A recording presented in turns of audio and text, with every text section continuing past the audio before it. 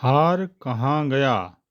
कहानी को लाइक करें, शेयर करें और हमारे चैनल को सब्सक्राइब करके बेल आइकन का बटन जरूर दबा दें। शंभू प्रसाद कृष्णराजपुर का जमींदार था। लोग उसका और उसके परिवार के सदस्यों का आदर करते थे। शंभू प्रसाद की मृत्यु के बाद उसकी पत्नी रत्नावली जमींदारी का भार संभालने लगी। उसके चारों बेटे उसके हर आदेश का पालन करते थे और जमींदारी के कामों में भरसक सहायता पहुंचाते थे। उन चारों बेटों में कोई मतभेद नहीं होता था।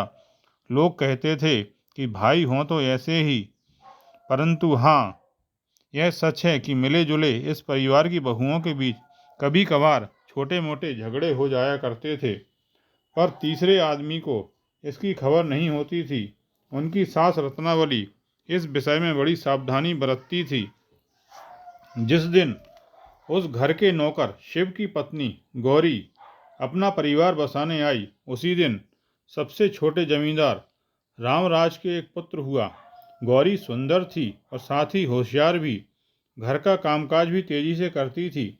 उसकी यह होशियारी व तेजी रत्नावली को बहुत पसंद आई। 2 महीनों के अंदर ही दोनों ने एक दूसरे को समझ लिया और एक दूसरे को चाहने लगीं।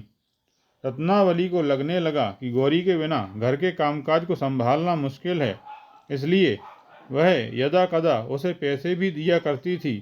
उसकी बहुओं को सास का यह काम बिल्कुल पसंद नहीं था। 3 सालों के बाद रामराज के यहाँ एक पुत्री हुई। तब तक घर के सब लोग उस नन्हे बालक से बहुत ही प्यार करते थे। प्यार से उसे छोटे राजा कहकर पुकारते थे। परंतु बच्ची का जन्म क्या हुआ, सब उसी से प्यार करने लगे, उसी के लिए लोरियां गाने लगे, उसी को गोद में लेने लगे। नन्हे बालक को यह आकस्मिक परिवर्तन देखकर बहुत दुख हुआ। अगर वह अपनी बहन को छू भी लेता तो वे उसे डांटने लगते, इसलिए वह अक्सर उसे खरोंचने लगता तो बच्ची जोर जोर से रोने लगती। दिन व दिन उसका नटखटपन बढ़ता गया। घर में सबको लगा कि शिशु की रक्षा के लिए अच्छा यही होगा कि कुछ समय के लिए उसे शहर में रहने वाले मामा के यहाँ भेज दिया जाए। जैसे ही यह बात बालक को बताई गई, उसने माँ से अलग होने से इनकार कर दिया। उसने हठ पकड़ ली कि मैं किसी भी हालत में घर छोड़कर नहीं जाऊंगा। तब गौरी ने प्यार से उसे समझाया और वादा किया कि मैं भी साथ चलूंगी। तब जाकर बालक ने मान लिया।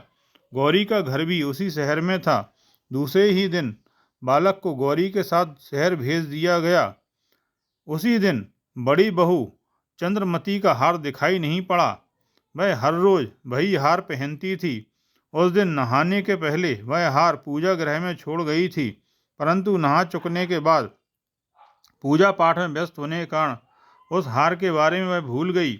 दोपहर को भोजन के बाद ही उसे पता चला कि वह हार वहाँ नहीं है जहाँ उसने रखा था। वह बहुत घबरा गई। 4 पीढ़ियों से वह हार घर की बड़ी बहू पहनती आ रही थी। रत्नावली का यह दृढ़ विश्वास था कि वह शुभप्रद हार है। हाल ही में मुझे मालूम हुआ कि आपके बड़े भाई का सुपुत्र पढ़ाई की आड़ में शहर में रह रहा है और मटर गश्ती कर रहा है। पैसे नहीं होंगे, इसीलिए उसी ने हार चुराया होगा। दूसरी बहू ने अपने पति से कहा, किसे मालूम है कि किस बिल में कौन सा सांप रहता है। आपके दूसरे भाई की बेटी अच्छी तो लगती है, पर चोरियां करने में किसी से कुछ कम नहीं। 2 दिन पहले मुझसे बताए बिना ही मेरे कर्णफूल पहनकर स्कूल चली गई थी। अच्छा हुआ मैंने देख लिया और उससे वापस ले लिया। शायद अब उसका मन उस चंद्रहार पर रीझ गया होगा। हो सकता है उसने उसे खो भी दिया हो।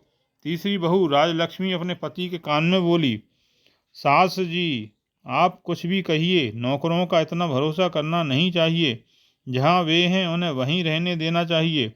नौकरानी गौरी जब देखो घर में ही घूमती फिरती रहती है। मुझे तो उस पर संदेह हो रहा है। चौथी बहू ने संदेह व्यक्त करते हुए कहा। छोटे राजा के साथ वह सानंद शहर गई। इसके पीछे उसकी साजिश है। उस हार को अपनी माँ को सौंपने के लिए ही उसने यह ढोंग रचा है। बड़ी बहू ने सुर में सुर मिलाया। पर रत्नावली को गौरी पर रत्ती भर भी संदेह नहीं था। फिर भी चुप ही रह जाना उचित समझा। 2 महीने बीत गए पर हार के बारे में कुछ भी मालूम नहीं हुआ। गौरी छोटे राजा को लेकर लौटी। उस दिन शाम को बड़े बेटे सूर्य नारायण ने नौकर शिव को बुलवाया और उससे कहा, देखो मैं तुम्हें घर का नौकर नहीं समझता, अपना भाई मानता हूँ। जो भी हो, तुम्हारी पत्नी गौरी छोटी है, नादान है, तुम ही उससे पूछ लेना कि क्या वह हार उसी ने लिया है। शिव ने उसी रात को अपनी पत्नी से पूछा। गौरी जवाब दिए बिना सीधे रत्नावली के पास गई और बोली, मालकिन, आप मेरे लिए मेरी नानी जैसी हैं, इसलिए मैं आपके साथ हिलमिल गई। चोरी क्या होती है मैं जानती ही नहीं, कोई भी कसम खाने के लिए मैं तैयार हूँ। वह रोती हुई कहती गई। रत्नावली ने गौरी को समझाया बुझाया और भेज दिया, पर वह उस रासाइज हार की चोरी की बात भुला ना सकी। दिन ब दिन उसकी चिंता बढ़ती गई। इतने में गर्मी के दिन आ गए। एक दिन शिव ने बड़े बेटे सूर्य नारायण से कहा, मालिक, पिछवाड़े का कुआं एकदम सूख गया है, उसे खुदवाना जरूरी है, क्या यह काम करवा दूं? पानी की तंगी थी, इसलिए सूर्य नारायण ने हाँ कह दिया। खुदवाने का काम शुरू हो गया। 4-5 नौकर इसी काम में लग गए। घर के सब लोग कुएं के पास जमा हो गए। नौकर कुएं में से कीचड़ निकालकर बाहर फेंक रहे थे। कुएं से थालियां, गिलास एक एक करके निकलने लगीं। मिट्टी से लथपथ हाथी का गुड़िया बाहर क्या निकला। दादी की गोद में बैठा छोटा राजा उठ खड़ा हुआ और कहने लगा, उस गुड़िया को मैंने ही कुएं में फेंका था, मेरी गुड़िया मुझे मिल गई। कहो ना मेरे छोटे राजा, और क्या क्या फेंका तुमने कुएं में? दादी ने प्यार से पूछा। यही नहीं, बहुत सारी चीजें मैंने कुएं में फेंकी, छोटे राजा ने कहा। और खोदा गया तो चमकता हुआ चंद्रहार दिखाई पड़ा। सबको यह जानने में देर नहीं लगी कि यह काम छोटे राजा का ही था, क्योंकि मन ही मन उसे इस बात पर नाराजगी थी कि बहन के जन्म के बाद उसे कोई प्यार नहीं कर रहा था। परंतु उस समय किसी ने भी इस ओर ध्यान नहीं दिया। दादी ने अपने पोते के सिर पर हाथ फेरते हुए कहा, हमारे छोटे राजा के इस काम से तरह तरह के संदेह पैदा हुए, पर एक बात स्पष्ट हो गई, आगे पीछे सोचे बिना किसी पर शक करना गलत है, क्योंकि किसी पर बिना सबूत के संदेह करना उसका अपमान करना है। इसीलिए मैं इतने दिनों तक सबको सहती रही। जो भी हो, अब सबके संदेह दूर हो गए हैं। रास आया, हमारा हार हमें वापस मिल गया। हंसते जा रहे बेटों और बहुओं को तथा वहीं पर चुपचाप खड़े शिव और गौरी को देखते हुए रत्नावली ने कहा। छोटे राजा भी हंस पड़े। आपने यह कहानी ध्यानपूर्वक सुनी, इसके लिए धन्यवाद।